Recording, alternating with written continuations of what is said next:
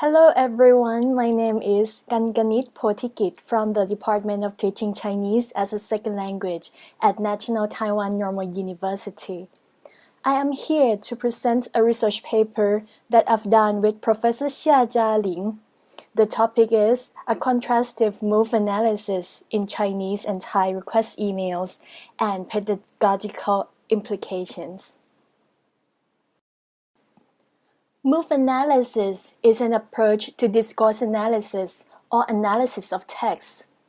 It had been used to examine the rhetorical patterns of a certain type of spoken or written discourse or a text from a genre within an area of language for specific purposes.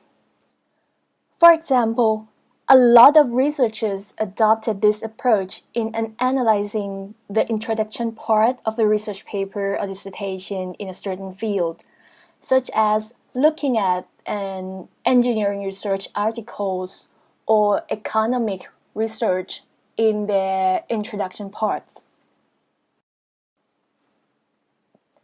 The analysis of texts or discourses results in the conclusion of rhetorical conventions of a genre. The results conclude textual patterns or organizations and rhetorical strategies of a spoken or written text. It tells us how to write, for example, an appropriate research articles in the field. What is the structure? What is the first thing to write? Or the first move to employ, etc. This leads to our research, which uses contrastive move analysis approach. Contrastive move analysis is the contrasting of two languages' move structure, which resulted from move analysis. Identifying similarity and differences for the purpose of language teaching, especially in a course in language for specific purposes.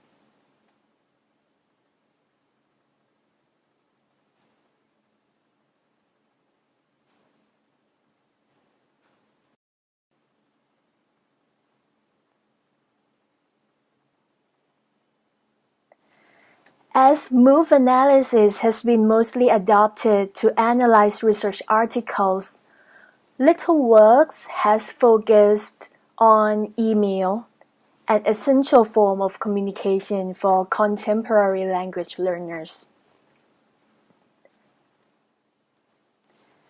Therefore, our research focused on investigating request email writings and compare move structures employed in Chinese and Thai language request emails from a cross-cultural perspective.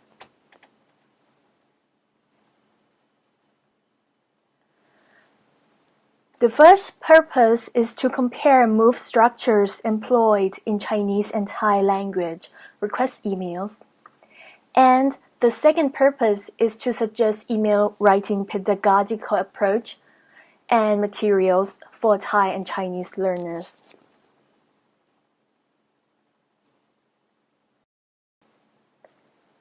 Now let's look at our methods. We collected request email samples from the native speakers of both languages using online questionnaire through Google Form. A total of 200 request emails were collected, which 100 of them are written in Chinese and another 100 of them written in Thai. As you can see in the chart, half of the emails are supposed to be sent to recipients with higher status than the sender. We asked participants to imagine they are writing to request their professors to help them fill out the questionnaire for their own research. The other half of the emails were supposed to send to the recipients of vehicle studies, which are the peers, with the same purpose of request.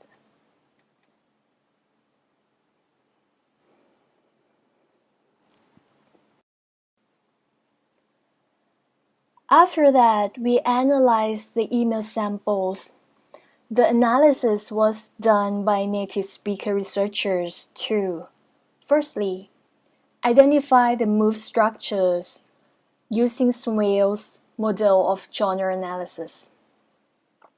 And then we conclude the rhetorical conventions of email writing of each language.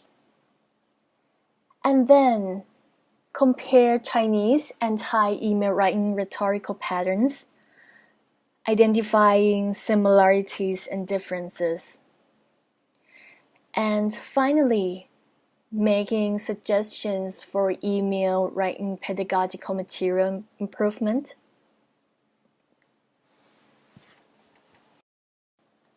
Grounded in Swales' genre analysis model, this approach focuses on communicative purposes referred to as moves and rhetorical strategies called steps. For example, in emails, we begin with opening salutation move and end with the closing move. For the opening salutation move, we might involve addressing the recipients with their name for the first steps, or greetings, or formal salutation, etc. We also analyze the obligation of each move and step, for example, identifying if this step is obligatory or optional. And finally, we have one obligatory move of requests in our request emails.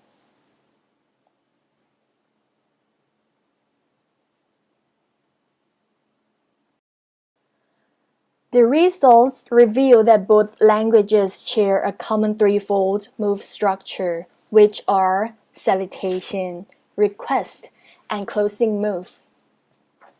The request move also involves similar obligatory steps in emails of both languages. For example, introducing oneself, explaining reasons, making requests, providing further explanations, and expressing gratitude. Furthermore, emails in both languages sent to the recipients of higher status require more steps overall than those sent to recipients of equal status.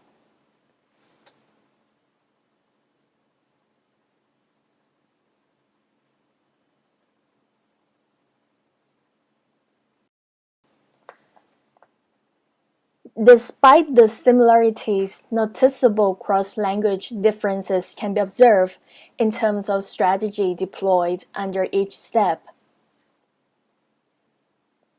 For example, while Chinese senders prefer the use of addressing and greeting in their opening salutation, and the expression of good wishes in their closing move, Thai senders exhibit more formal wordings in these moves, prefer the use of formal salutation and formal closing in both moves.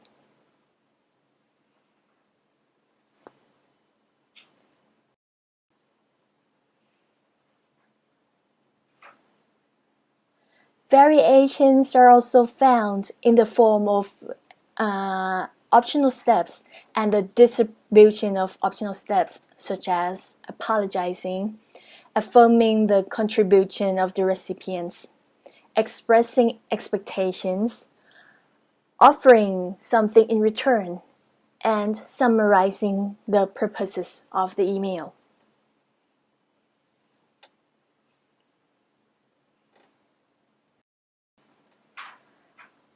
Based on the identified similarities and differences, this study concludes with suggestions as to the development of appropriate email writing pedagogical material for Thai learners of Chinese as a second language. For example, we can see that Thai students might have to be acquainted with how Chinese speakers adopted different strategies in their emails, meaning using greetings in the opening move, unlike formal addressing in Thai. We made suggestions for the vocabulary exercises which appropriate to Thai learners, or the email writing exercises in the Chinese style for Thai learners in the teaching material, and so on.